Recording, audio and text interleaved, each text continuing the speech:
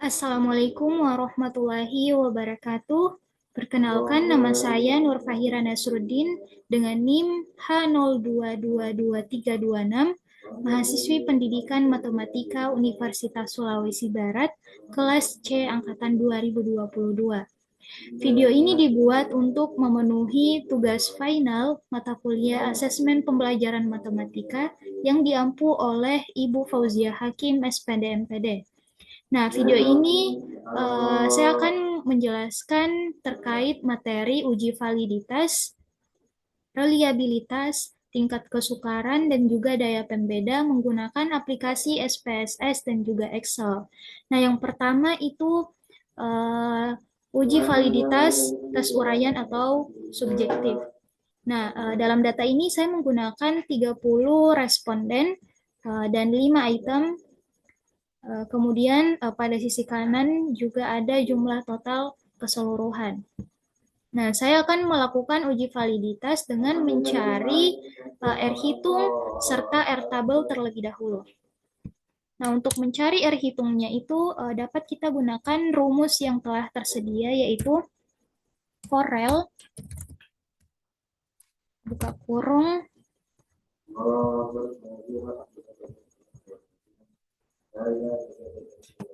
kolom pertama, titik koma, dan jumlah total, balas kurung, kemudian enter. Sehingga diperoleh untuk R hitung item yang pertama itu 0,9105. Nah, dapat kita lihat juga pada R hitung kelima item yang sudah saya cari sebelumnya. Untuk item yang pertama itu 0,9105, yang kedua 0,8374, yang ketiga 0,930, yang keempat 0,940, dan yang kelima itu 0,8633. Sedangkan R tabelnya itu 0,361 yang diperoleh dari 30 responden. Nah, perlu kita ketahui bahwa data tersebut dikatakan valid jika R hitung lebih besar dari R tabel dan tidak valid jika R hitung kurang dari R tabel. Jadi dapat kita simpulkan bahwa item yang pertama itu valid karena R hitung lebih besar dari R tabel. Begitupun dengan item yang kedua, item yang ketiga, item yang keempat, dan juga item yang kelima. Nah, selanjutnya mencari daya pembeda menggunakan Excel. Nah, sebelumnya kita copy dulu datanya.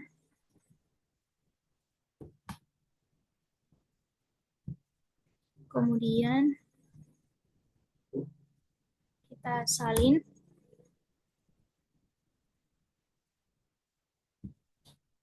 Nah, selanjutnya pada jumlah totalnya ini kita urutkan dari yang terbesar hingga yang terkecil.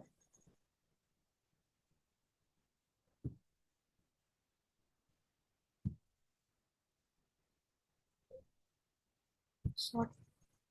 Dan diperoleh data dari yang terbesar hingga yang terkecil. Nah, kemudian kita kelompokkan. Ada kelompok atas dan juga kelompok bawah yang diperoleh dari 27% dari 30 responden. Nah, hasil dari 27% dari 30 responden itu 8. Jadi untuk kelompok atas ada 8 responden.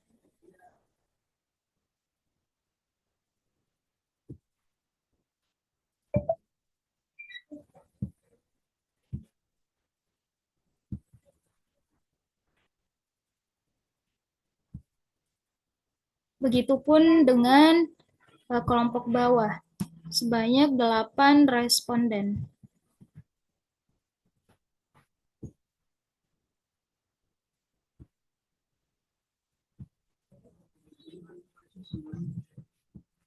Nah, kemudian untuk yang di tengah ini dapat kita hapus.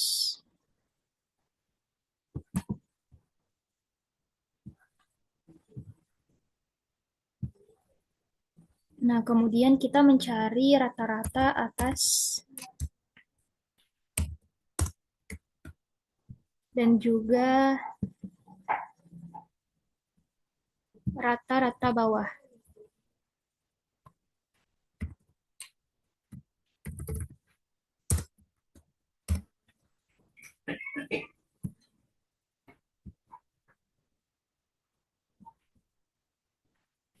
Nah, rata-rata atas ini kita peroleh dari uh, sama dengan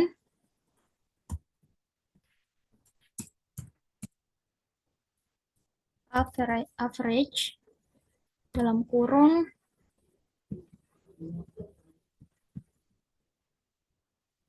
yang pertama, kolom pertama, kemudian balas kurung dan antar. Nah, rata-rata atasnya itu untuk item yang pertama itu kita peroleh 3. Nah, begitupun dengan item yang kedua sampai 5. Dan juga rata-rata bawah juga menggunakan rumus yang sama.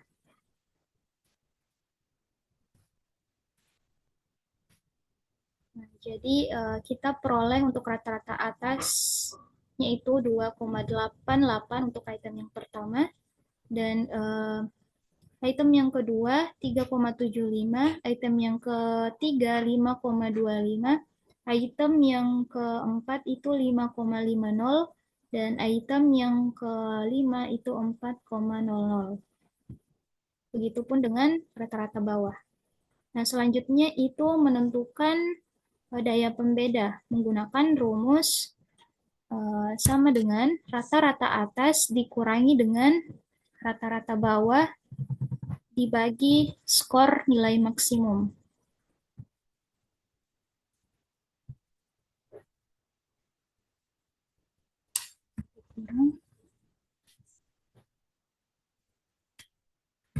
Bagi 6. Nah, 6 ini adalah nilai maksimumnya. Kemudian, sehingga diperoleh untuk daya pembeda item yang pertama itu 2,70833. Begitupun dengan item kedua sampai kelima. Sebelumnya perlu kita ketahui bahwa kriteria daya pembeda ada 5. Untuk daya pembeda yang kurang dari atau sama dengan 0 itu interpretasinya sangat jelek. Daya pembeda yang lebih dari 0 dan kurang atau sama dengan 0,2 interpretasinya itu jelek. Daya pembeda yang lebih dari 0,2 dan kurang atau sama dengan 0,4 itu cukup. Daya pembeda yang lebih dari 0,4 dan kurang atau sama dengan 0,70 interpretasinya itu baik. Dan yang terakhir daya pembeda yang lebih dari 0,7 dan kurang atau sama dengan 1 itu sangat baik. Sehingga dapat kita simpulkan bahwa kriteria item yang pertama itu cukup, yang kedua cukup, yang ketiga itu baik, yang keempat itu baik, dan yang terakhir itu cukup. Nah, selanjutnya reliabilitas menggunakan SPSS. Nah, kita masih menggunakan data yang sama, namun sebelum itu pada variabel view, pada kolom name, kita tuliskan responden B1 atau item 1, B2, B3, B4, B5, dan juga jumlah. Dan type-nya itu pada baris responden kita ubah menjadi string, selainnya itu numerik, dan decimals itu kita ubah menjadi 0. Dan selanjutnya measure-nya itu di baris responden kita ubah menjadi nominal, selainnya scale. Nah, kemudian masuk pada data view. Masih dengan data yang sama seperti uji validitas dan daya pembeda sebelumnya. Nah, kemudian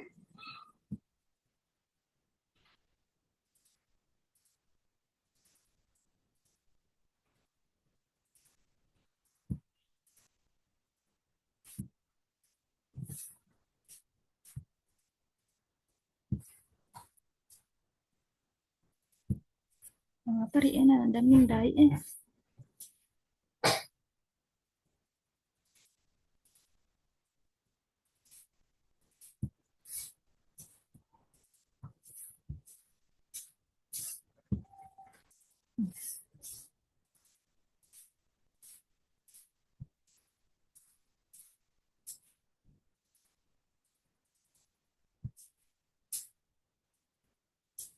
Nah, kemudian itu kita klik Analyze, kemudian pilih Scale dan Reliability Analysis.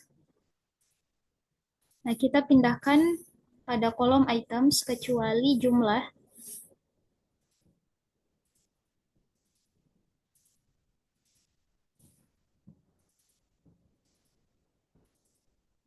Nah, kita klik statistik, kemudian kita centang pada item dan continue, kemudian kita klik OK. Nah, sehingga diperoleh hasil tersebut. Nah, kita fokus pada reliability statistik.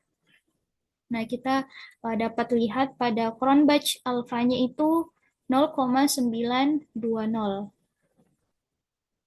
Nah, seperti yang kita ketahui,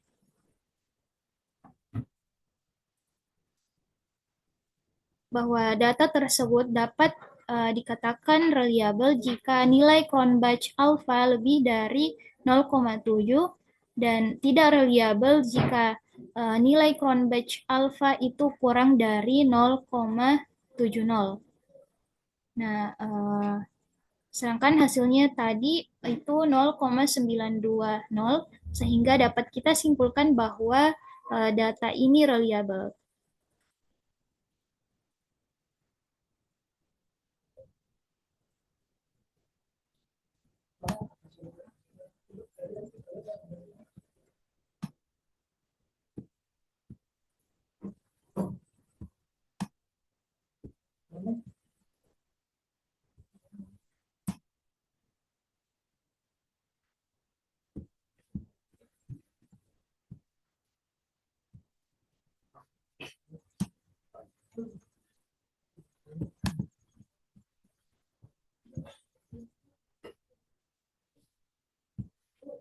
Nah, selanjutnya adalah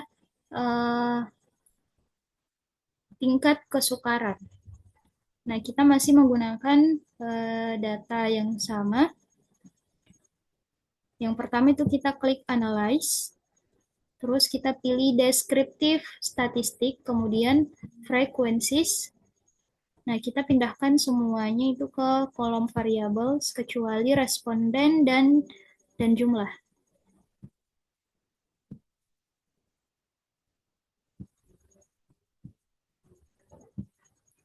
Nah, kemudian statistik, kita centang ini min, dan juga maksimum, continue, kemudian OK. Nah, sehingga diperoleh untuk min dan maksimum untuk kelima item. Nah, untuk mencari tingkat kesukarannya itu dapat kita bagi atau min dibagi dengan nilai maksimumnya. Untuk yang pertama itu minnya 2,07, kita bagi dengan nilai maksimumnya sebanyak 3. 2,07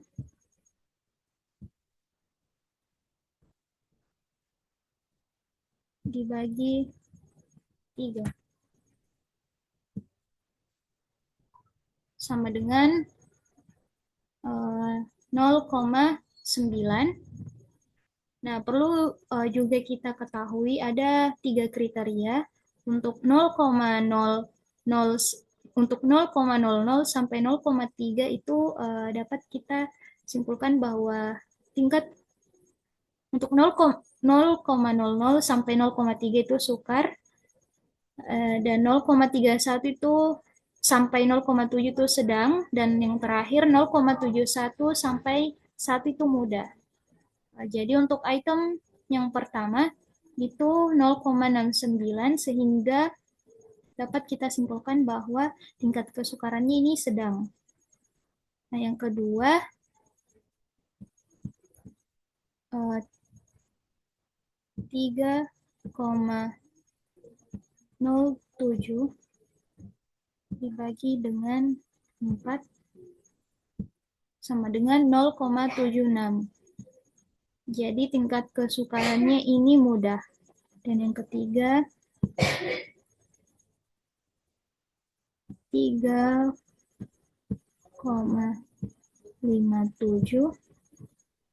dibagi dengan nilai maksimumnya 6. Hasilnya 0,595. Jadi tingkat kesukarannya itu sedang. Yang keempat itu 3,83 dibagi dengan 6 dibagi dengan 6 sama dengan 0,6. Tingkat kesukarannya itu sedang, dan yang terakhir itu 2,17 dibagi dengan 5, hasilnya itu 0,43. Jadi tingkat kesukarannya itu sedang. Jadi mungkin sekian penjelasan yang bisa saya sampaikan. Assalamualaikum warahmatullahi wabarakatuh.